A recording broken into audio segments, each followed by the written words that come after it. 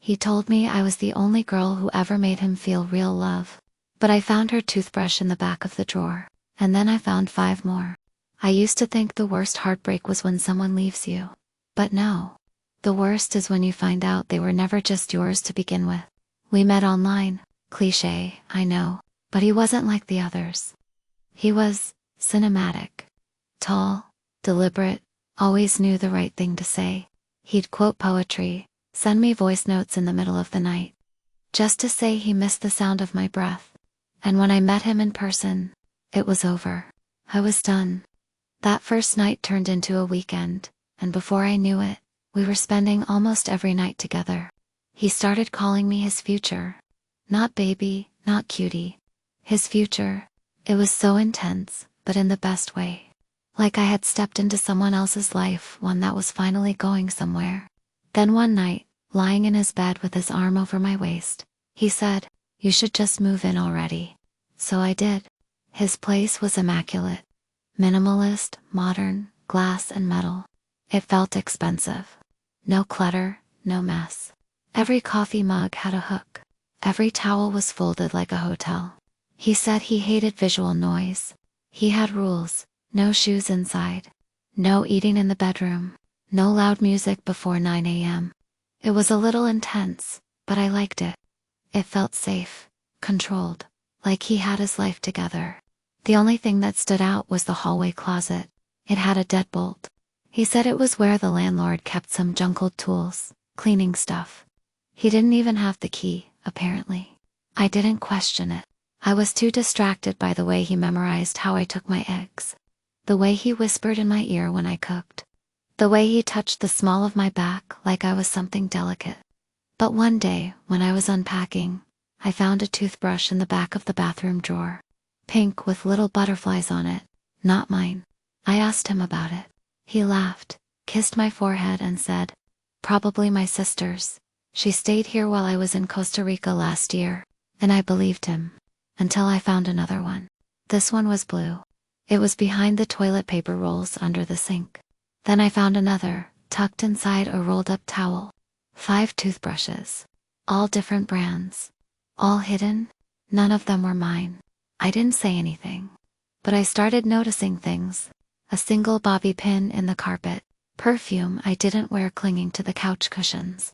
Long hair in the vacuum filter not mine. I asked him why the bathroom cabinet was so full. He said he liked to keep extra toiletries for guests. No one ever came over. One night, I woke up to find him watching me sleep. Just sitting in the chair by the window. When I asked what he was doing, he said, "Sometimes I can't believe you're real." He started getting possessive. He asked me to send selfies when I went out. He said it was just to see my face, but it felt like proof. He didn't like me texting certain friends. He said he didn't trust them. I started to feel boxed in. One night while he was at the gym, I went through his drawers. Found a small brass key.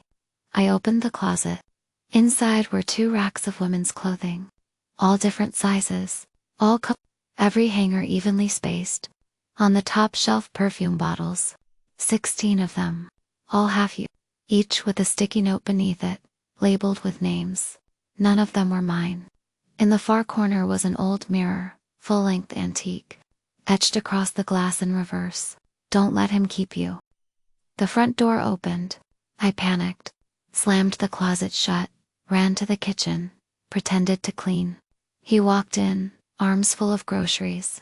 He set the bag down, kissed my cheek, and whispered, "You opened it, didn't you?" I froze. He smiled, not wide. Not warm, just enough to show me he knew. "I knew you'd be the curious one," he said. "That's why I picked you." Then he added, "You remind me of the one who stayed the longest." He reached for his phone. Hit record. "Don't worry," he whispered. "It's just for me. My memories fade unless I replay them." I grabbed it, smashed it against the marble counter, and ran. I jumped off the second-story balcony and landed hard on the lawn. Sprained my ankle. Crawled to the street. A neighbor saw me and called the police. They searched the apartment the next day. It was empty. Scrubbed clean. Like no one had ever lived there at all. But a few blocks away, police found something. A small storage unit, rented under a fake name. Inside, personal items from at least 6 women. Journals, jewelry, one woman's driver's license, expired.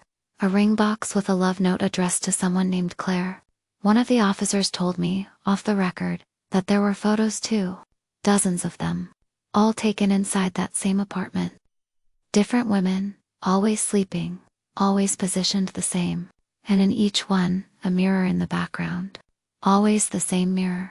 I posted a photo, just the mirror, no caption. Within hours, my DMs exploded. Women I didn't know, some with photos of the same perfumes. Same etched mirror message. Same man, different names, and one DM that just said, I was his future too. He let me leave once. Don't go back. I should have left it there. I really should have. But last week I drove past the old apartment, just to see, and the light was on.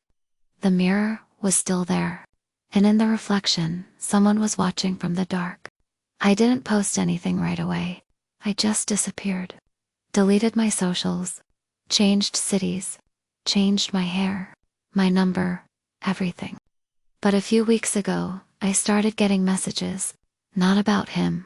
About others. People who sounded just like him. Women, men, families, neighbors, towns you've never heard of and never want to find. And I realized he was just one of them. One of many. So I've decided something. I'm going to start reading some of their stories. Because it doesn't stop with one psycho boyfriend or one locked closet. Sometimes it's a whole family. Sometimes it's a whole town. Sometimes it's the person sitting next to you right now. Stay tuned. The next story might already be in your inbox.